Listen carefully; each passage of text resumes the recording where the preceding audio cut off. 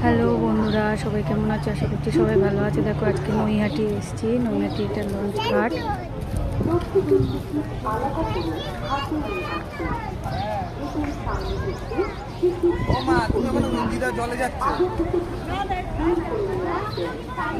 জলে নামবো। দিদাকে ধর। আমি ধরতে গিয়ে আমি হরকে যাবো। বাবা দাঁড়াও দাঁড়াও। ঠান্ডা জল।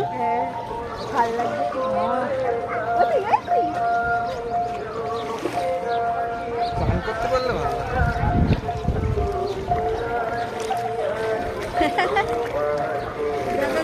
দাদার মাথায় দে ঘাটে নেমেছি। দাদা না সিন